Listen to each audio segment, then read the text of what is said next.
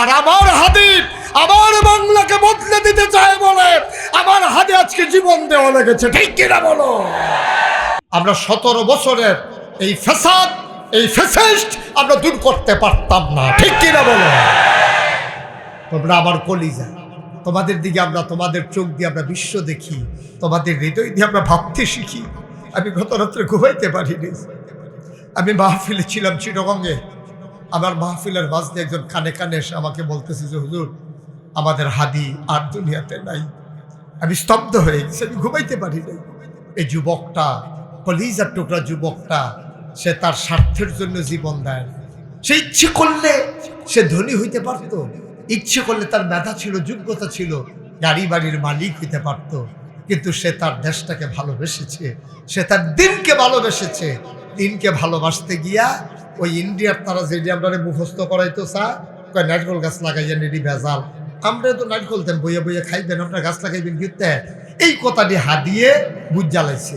তে বুঝা এই কথাটি যখন সুন্দর করে সকলে বুঝাই লইতে আছে, তখনে তে আর বালা না, ঠিক কিনা কম?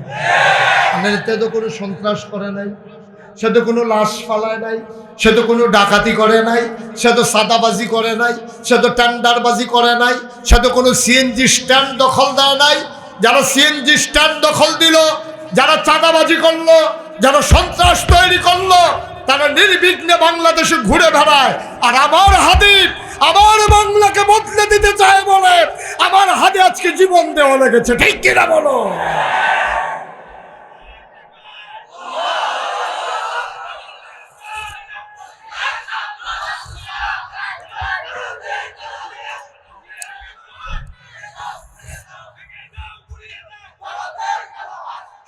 সম্মানিত উপস্থিতি, সজাগ হতে হবে, সচেতন হতে হবে,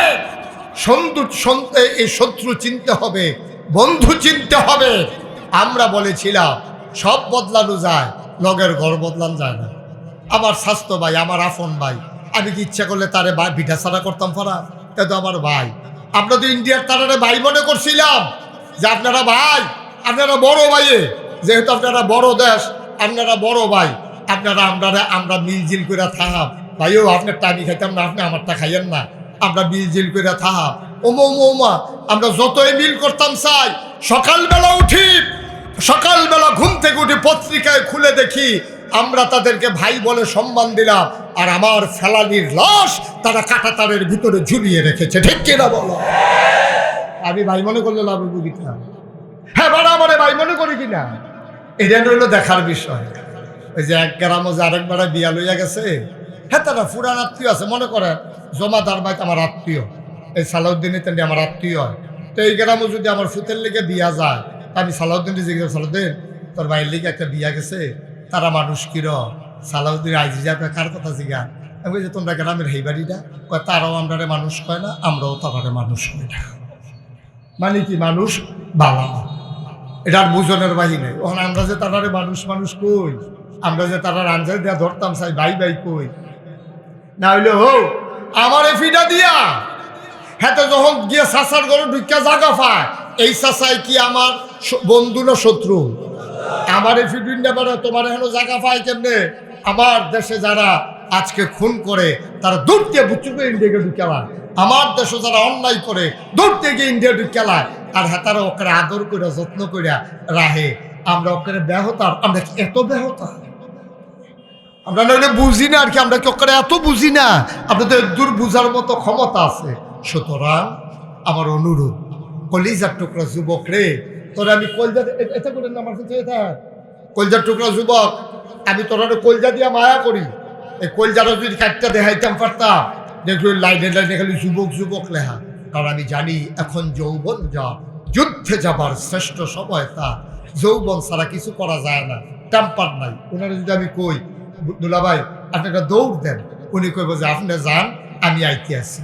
আর আমি যদি ফলাফেন্ডে কই দৌড় দে, ফলাফেন্ডে কইব হুজুর আমরা যাইতে আসি, আপনি আসবেন, ঠিক কিনা কও?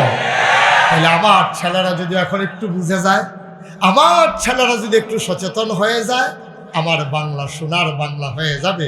সুতরাং আমরা যেই নেশা, যেই মাদক আল্লাহ হারাম করেছেন, আরাম না হারাম? আমার কতক্ষণ আরাম না হারাম? যেই মাদক নেশা আল্লাহ হারাম করেছেন, এই হারামের কাছে আমরা যেহেতু কুত্তার গোশত খাই না, আমরা যেহেতু শুয়োরের গোশত খাই না, কেন? এগুলা হারাম। ঠিক মদ খাওয়া, গাঞ্জা খাওয়া, ফেন্সিডিল খাওয়া, ইয়াবা খাওয়া, এইগুলাও হারাম। এই হারামের কাছে আমার যুবকেরা যাবে না ইনশাআল্লাহ। সবাই করা আমিন। তাই বলছিলাম যে এই নেশার কারণে মানুষ ইমান হারা হয়ে যায়, আল্লাহ ভুলে যায়, মানুষ ইমান ভুলে যায়। সে যে মুসলমান এটা তার মনেই থাকে না, মা চিনে না, বউ চিনে না। কারবার তো আরেকটা কথা তো মনে পড়ছে, এটাও কি কইলে তা ওই মদ খাইয়া তে লুড হয়ে গেছে, লুড হইয়া সেটা ঘরে গিয়া ঢুকছে, ঢুকিয়া সেটা তার কোনটা বউ, কোনটা মা, কোনটা জি, তার তো মাথায় কাম করে, তো মাদক নেশার কবলে ফেটে রয়েছে, গিয়ে সেটা ঢুকিয়ে দেখে তার বউরে দেখে সেটা কইতাছে, বলবো কটা বাদ দিয়া লাইয়া। ও জিয়ারে দেখছে, জিয়ারে গিয়ে সেটা দেখে সেটা কইতাছে, বনগো ফ্যানের ভিতরে প্রচন্ড খিদে, দুলা বাদ দিয়া লাইয়া। ও জিয়ারে যখন বন্ডে খেলাইছে বাফে মাইয়া দিছে সিল্লার, আম্মা কই কি থাকো, কয় আব্বা আমারে বন্ডে খেলাইছে, কয়টা কেউ ওর কাছে কইচা বিয়ার উপযুক্ত মাইয়া বাফে জিয়ারে বন্ডাহে। এই কথা শুনলে এই বিয়ার দেওয়ার লাগতো না, দৌড়াইয়া এই বউয়ে আইসে গরম আইয়ে সেরকম আপনার কত কইছি এটা খাইয়েন লাগবে, মাইয়া ফোন বড় হইতাছে, এটা বিয়া দেওয়ার লাগবো, কেড়াই হুন্ডা লাইছে কিব আপনি দিতাইরে বন্ডিকা বেরিয়েছে। এবার আইস দেয়া কয় মাগো মাথা ঠিক নেই।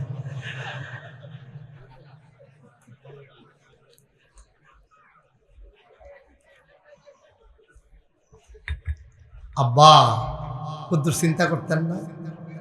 ও কলজার টুকরা যুবক, কদ্দুর চিন্তা করতি না? আমরা জীবনটা কি এরকম রে? আমরা কি জীবনটার হিসাবটা মিলাইছি কেমনে? এই যে আমি মুস্তাক ফয়েজ শুরু আসলাম, আস্তে আস্তে বড় হয়েছি, লেখাপড়া করছি, বিয়া শাদী হয়েছে, বাচ্চা কাচ্চা হয়েছে, আমার বাচ্চারা আবার বিয়া করার নানাত করইব, এখান লয়ে রইল বইয়া খেলা, তারপরে আমি একদিন মরে গা আবার এখান দাদা হইব। এই হইলো আপনার জীবন না আব্বা, এটার নাম জীবন না। অনওয়াবগঞ্জের মুসলমান কলিজার টুকরা যুবক, মাগরিবের পরে মাহফিলকে তোমরা সার্থক সুন্দর করে দিয়েছ, মাহফিলকে তোমরা জনসমুদ্রে পরিণত করে দিয়েছ। এত মানুষ লাগে না সমাজ বদলাইতে? ১৫০০ বছর আগে আমার নবীজি ৩১৩ জন সাহাবা নিয়া বদরের প্রান্তরে ১০০০ প্রশিক্ষিত সৈনিককে পরাধুস্ত করে, পরাজয় দিয়ে যদি তারা ইসলামের লাল সূর্যটাকে ছিনিয়ে আনলো, কলেমা খচিত পতাকা পথ পথ করে উড়িয়ে দিল, তাইলে আমাদের দ্বারাও সম্ভব। এত মানুষ লাগে না আব্বা। আজকে সবাই মিলে কলিজার টুকরা যুবকেরা শপথ নাও, যেদিন গেছে একেবারেই গেছে, হেলায় হেলায় একটা সেকেন্ড সময় আমরা আর নষ্ট করতে চাই না। সবাই মিলে সুন্দরভাবে এই সমাজটারে আগাই নিতে চাই। এই সমাজ হবে সোনার সমাজ, ঠিক কিনা? এখন সমস্যা হলো, যারা মাদকের নেশায় পড়ে গেল, যারা মাদকাসক্ত হয়ে গেল, তারা কি শেষ হয়ে যাবে না ফিরে আসবে? এই ব্যাপারে আমি একটু পড়তেছিলাম, পরে পাইলাম নেশা ২ ধরনের হয়। একটা হলো গভীর নেশা, আর একটা হলো হালকা নেশা। একেবারে খুব গভীর, আপনি তাকে রিহ্যাব সেন্টারে নিয়ে যেতে হবে। তাকে যেখানে আপনার ছেলে যদি এমন হয় যে সে মাদকের সাথে এমনভাবে জড়াই গেছে, সে ফেন্সিডিল ছাড়া থাকতে পারে না, নিজের শরীরের গুস্ত নিজে টাইনা ছিঁড়া ফেলায়, নিজের চুল নিজে টাইনা ছিঁড়া ফেলায়, তার অবশ্যই চিকিৎসা করতে হবে। আর যদি এমন না হয়, তাকে দিনই পরিবেশে তাকে বড় করতে হবে। মনে করেন দিনই পরিবেশ মানে কি? আপনার ছেলেটা নেশা করে, কোনো একজন বড় আলেম, আপনি তার কাছে বলবেন যে হুজুর আমার ছেলেটা তো নেশা করে, তার মা কয়টা টেহা জমাইছে মুরসল বিচ্ছা ডাক্তার দেখানোর লেগিয়া গ্যাস্ট্রিকের আলসার হয়ে গেছে, তো হেইটি চুরি করিয়া কোন বাইক বিলে এই গাঞ্জা বেছে, কোন বাইক বিলে এই ফেন্সিডিল বেছে, তো হ্যাঁ নগিয়া বইয়া থাকে হেই বাইক। হুজুর আপনি কুদুরা তারে লগে লগে রাখিয়া, তারে যদি কোনো বড় আলেম তাকে রাখতে রাজি হয়, তাইলে সে যদি বদলাইতে রাজি হয় যে হ্যাঁ আমি বদলাই যেতে চাই, তাহলে সম্ভব। তারে ভালো সঙ্গ দিলে, ভালো পরামর্শ দিলে সে বদলে যেতে পারে। এই ক্ষেত্রে সবচেয়ে বড় দায়িত্ব হলো মা, বাবা, ভাই, বোন, এই চারজন কোনো মাদকাসক্ত ছেলেকে নার্সিং করতে হবে। 24টা ঘন্টা তাকে আপনার নজরে নজরে রাখতে হবে। সে কই যায়, কার সাথে মিশে। মাগরিবের টাইম হইলেতে করতে পারি যে যায় একেবারে এই ফেয়ার অ্যান্ড লাভলি দিয়া জিন্সের প্যান্ট ফিন্দা সাজ্জা সুজাতে বার হয়। যখন দেখবেন যে রাতের 3টার সময় পর্যন্ত ঘুমায় না, তা আমিও তো 3টা পর্যন্ত ঘুমাই না। আজ যত ঘুমাইছি সকাল 5:30। এটা আমার মতো তে যদি ওয়াশ কইরাইয়া না ঘুমায় তো আরো ভালো হয় না। আবার হুদুদি তেই বইয়া থাকে, তে আডে, তে উডে, তে মোবাইল চালায়। রাতের 3টা বাজে, আপনার ঘুম শেষ, আপনি ঘুমের তো উঠছেন নামাজ পড়তে, উঠটা দেখেন তে অহনো ঘুমাইছে না, বুঝবেন যে কুসকুস কালা হয়। নমুনা খারাপ, নমুনারা বেশি সুবিধার না। এই জন্য উঠতি বয়সের বাচ্চাদেরকে, ছেলে হোক মেয়ে হোক, কয়েকটা কথা বলি, খুব মন দিয়ে শুনেন। 1 নম্বরে আলাদা রুমে থাকতে দেওয়া যাবে না। আলাদা কোনো রুমে থাকতে দেওয়া যাবে না। 1 নম্বর কাজ হলো আপনি আলাদা কোনো রুমে থাকতে দেবেন না। যদি হ্যাঁ বাচ্চাটা আপনার ছেলে 15-16 বছর বয়স, তারে যদি আলাদা রুম দেন, কিন্তু দরজা বন্ধ করে সে ঘুমাইতে পারবে না। সে ঘুমাইতে হবে দরজা খুইলা। কথা কি বুঝতেছেন আমার? যে আমাদের মাঝে বাংলাদেশ জামাত ইসলামী কর্তৃক মনোনীত এই দেবিদ্বারে যিনি সংসদ সদস্য প্রার্থী সামনে আমাদের সাইফুল ইসলাম শহীদ ভাই, তিনি আমাদের মাঝে এসে হাজির হয়েছেন। বলেন আলহামদুলিল্লাহ। তিনি আপনাদের কাছে একটু দোয়া নেবে, আমি সুযোগ করে দেবো ইনশাআল্লাহ। আমরা এই বাচ্চা, এই বসো। ওমা কি ধরে বুঝছে না। হ্যাঁ, মোবাইলটা বন্ধ কর, লাইটটা বন্ধ করো। ওই যে কথাটা কইতাম ইসলাম, আপনার বয়স, আপনার ছেলের বয়স 15-16 বছর, তাই যদি আলাদা রুমে হুততে চায় তো ঘুমাও, কিন্তু সাবধান, রাতের বেলা দরজা বন্ধ করে ঘুমাইতে পারবে না। এটা আপনি দেবেন না, নট অ্যালাউড। রাতের বেলা 15-16 বছরের ছেলে যারা অথবা মেয়ে, তাদেরকে দরজা বন্ধ করে ঘুমাইতে দেওয়া যাবে না। সে দরজা খুলে ঘুমাবে। পাশের রুমে তার আব্বা আছে, যে কোনো সময় তার রুমে ঢুকবো, ফুটোর রুমে বাফে ঢুকবো, তো দরজা বন্ধ করে ঘুমাইতে গেলে তৈলে তে যেহেতু দরজা বন্ধ করে, তৈলে বুঝা গেল তার কোনো না কোনো একটা মতলব আছে। তাহলে তো দরজা বন্ধ করে নিচে আছে, ঘর তো একটা মেন দরজা তো আমরা বন্ধ করে আলোছি, তুই বিচারটা আবার বন্ধ করে তুই এটা করতে দেওয়া যাবে না। ছেলে হোক মেয়ে হোক, বন্ধ করতে দেওয়া যাবে না। 2 নম্বরে মাদক থেকে যদি এই সমাজকে ফিরিয়ে আনতে হয়, 2 নম্বরে যেই কাজ, এই কাজটা হলো একাকী সন্ধ্যার পরে অথবা দিনে একা একা দীর্ঘ সময় আপনার বাচ্চাকে ঘরের বাইরে রাখা যাবে না। ছেলে সহালে বাড়িছে, দুপুরে খাওয়ানোর খবর নাই, একবারে মাগরিবের পরেও আইসা না, রাতের 12টার সময় আইসে, সারাদিন আসিল কো, খাইছে কো, আপনি খবর লন না। তে কইছে যে বন্ধু বান্ধবের লোকে খাইয়া লাইছি না, আমার ঘরও রান্না হইছে, তার মায় রাঁধছে, তে বাইরে খাইতে গেলি। এই জিনিসগুলো আপনার যখন খামখেয়ালি করবেন, তখনই বুঝবেন যে সমস্যা, নিদারুণ সমস্যা শুরু হয়ে গেছে।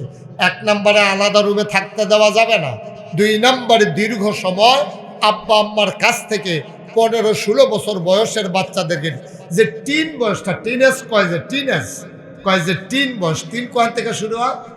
13 থেকে। 12-এর পরে হলো 13, 14, 15, 16, 17, 18, 19, তারপরে কি 20। এই যে 13 থেকে 19, এই বয়সটা হলো সবচেয়ে ডেঞ্জার। এই টিন লাস্টে দিয়া যে ডিবিতে টিন আছে ইংরেজিতে 13, 12-এর ভিতরে কি টিন আছে? আবার সাইয়া বিষয় লাগাইতাম ফলে ভালো আসিল টিন। এই 12-এর ভিতরে টিন আছে রে, টিন আছে 13-এর ভিতরে, 13-এর ভিতরে টিন আছে, 19-এর ভিতরে টিন আছে, 20-এর ভিতরে আবার টিন নেই। এই টিনেজ বয়, টিনেজ বা এ গার্ল, মানে কি ওই 13 থেকে 19 এই বয়সটারে কয় টিনেজ। এই টিন এজ যেটা, এই বয়সের বাচ্চারা ডেঞ্জারাস হয়, কারণ তখন তাদের ভালো মন্দ বুঝার ক্ষমতা থাকে না, তারা ভালো বুঝে না, মন্দ বুঝে না।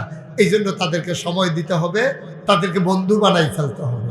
আপনি মা, মহিলারা যারা আমার কথা শুনতেছেন, আপনি মা, আপনি আপনার মেয়েকে বান্ধবী বানাবেন। মেয়েটা যেন স্কুল থেকে আইসা বলে, আম্মা আজকে যে আমি স্কুলে গেছিলাম, একটা ফলায় আমার একটা সিডি দিতে কইছিল যে তুমি এটা ফইরো, আমি আনছি না।